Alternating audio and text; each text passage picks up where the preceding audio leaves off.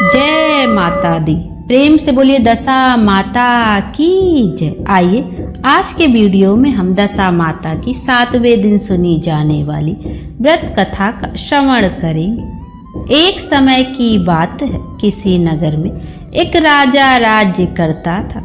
उसकी रानी बहुत कोमल थी। वह फूलों की सैया पर शयन करती थी। एक दिन फूलों के साथ एक कच्ची कली भी आ गई। कच्ची कली के कारण उसे सारी रात नींद नहीं आई। वह करवटें बदलती रही। राजा ने पूछा, प्रिय, आज क्या बात है जो तुम्हें नींद नहीं आ रही है? तो रानी बोली, आज फूलों में एक कच्ची कली आ गई है।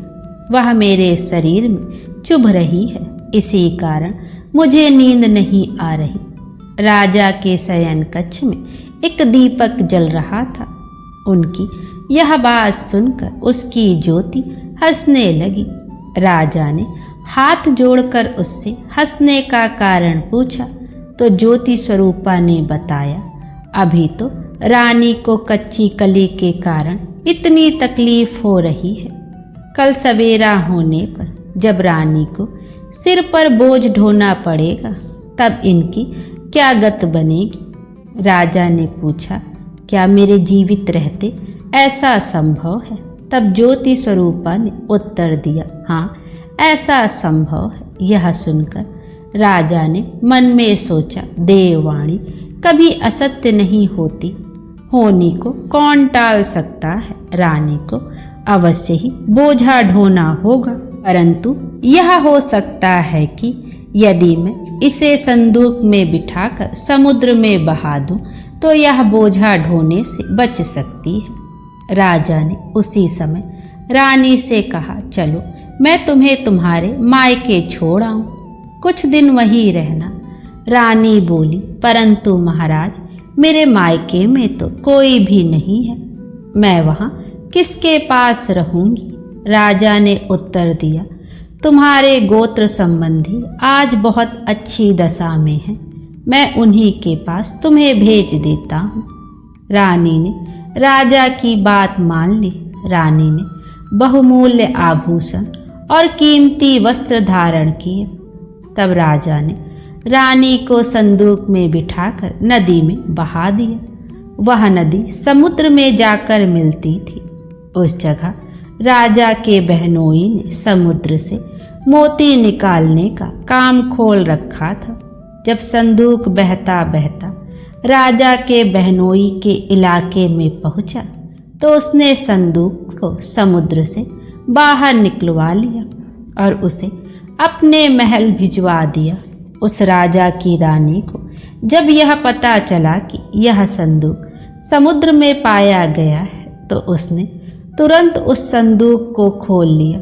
संदूक में उसे एक 16 श्रृंगार करी हुई सुंदर स्त्री मिली। रानी ने अपने मन में सोचा कि यदि राजा इसको इस दशा में देखेंगे तो इस पर मोहित हो जाएंगे और मुझे छोड़ देंगे। इसलिए उसने उस रानी के सारे जेवर उतरवा लिए और उसे फटे पुराने कपड़े पहना दिए और फिर से संदूक में बंद कर दिया।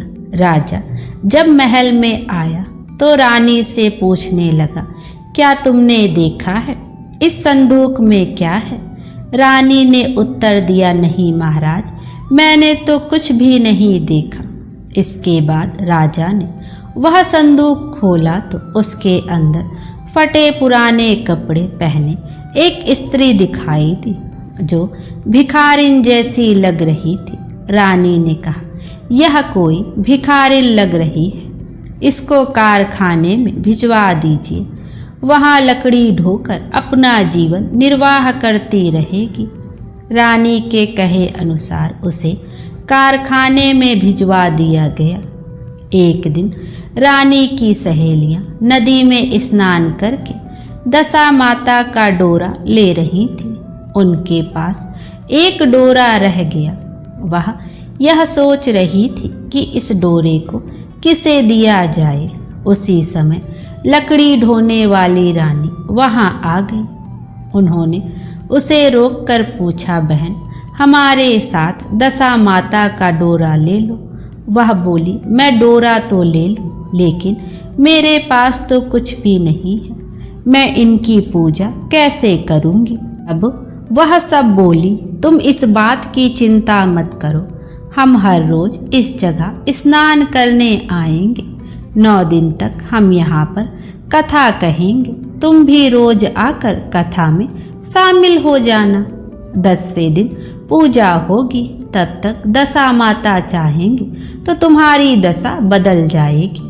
रानी ने दशा माता का ध्यान करके डोरा ले लिया। उसी दिन रानी के पति राजा को यह चिंता हुई कि रानी को संदूक में बंद करके बहा तो दिया था, परंतु पता नहीं उसका क्या हाल होगा। उसकी खोज खबर लेने के लिए राजा एक नौका पर बैठकर नदी की यात्रा करते हुए अपने बहनोई के यहाँ पहुँच गए। संध्या के समय वह अपनी बहन से बोले, मेरे हाथ पैर में बहुत दर्द हो रहा है, किसी दबाने वाले को बुलवा लो। तब उसकी बहन ने लकड़ी ढोने वाली उस भिखारिन को बुलवाने की आज्ञा दी और उससे बोली, जाओ मेरे भाई के पैरों में बहुत दर्द है, उसके पैर दबाओ। तब लकड़ी ढोने वाली रानी संकोच में पड़ गई, अपने मन में सोचने लगी, आज तक मैंने किसी पराये पुरुष को नहीं छुआ और अब रानी मुझे अपने भाई के पैर दबाने को कह रही हैं।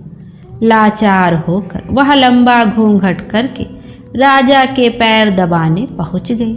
जैसे ही उसकी नज़र राजा के पैरों पर पड़ी तो वह रोने लगी। उसके आंसू राजा के पैरों पर गिरे। राजा ने उससे पूछा, तुम कौन हो और क्यों रो रही हो? वह बोली, जैसे आपके पैर हैं वैसे ही मेरे पति के भी पैर हैं, उनकी याद आने से मुझे रोना आ गया। रानी की आवाज़ सुनते ही राजा ने उसे पहचान लिया और बोला, मैं समझ गया, अब तुम्हें पैर दबाने की ज़रूरत नहीं है। तुम्हारे भाग्य में जो लिखा था वह तुम्हें भोगना ही पड़ा।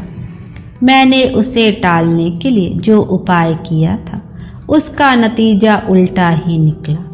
तुम्हें मेरे जीते जी लकड़ियाँ ढोनी पड़ी। सवेरा हुआ परंतु अतिथि राजा सोकर नहीं उठे तो उसकी बहन को चिंता होने लगी। रानी ने कमरे में जाकर अपने भाई को जगाया। उसका भाई बोला, मेरी तबीयत ठीक नहीं है, मेरे सिर में दर्द हो रहा है, मैं अभी आराम करना चाहता हूँ, मेरा मन भी बहुत व्याकुल हो रहा है। रानी ने पूछा, आखिर क्या बात है, कुछ तो बताइए। राजा ने कहा, बड़ी शर्म की बात है, मैंने तुम्हारी भाभी को संदूक में बैठाकर तुम्हारे पास भेजा था, परंतु तुमने उसे एक भिखारिन बनाकर लकड़ियाँ ढोने पर लगा दिया। तब उसकी बहन बोली, भैया मुझे क्षमा कीजिए, मैंने उन्हें नहीं पहचाना था। ऐसा कहकर उसने दासियों को भेजकर उसे अपने पास बुलवाया।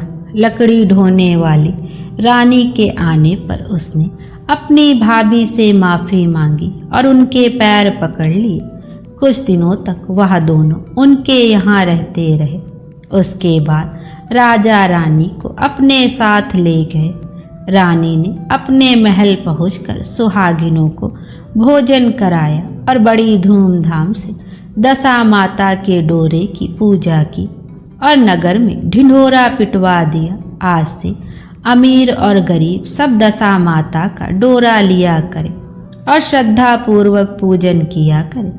जिसके पास पूजन पारण के लिए धन की कमी हो वह महल से ले जाएं। दशा माता जिस प्रकार रानी के दिन दशा माता ने फेरे, वैसे ही सबकी दशा को ठीक करना। प्रेम से बोले दशा माता की जय।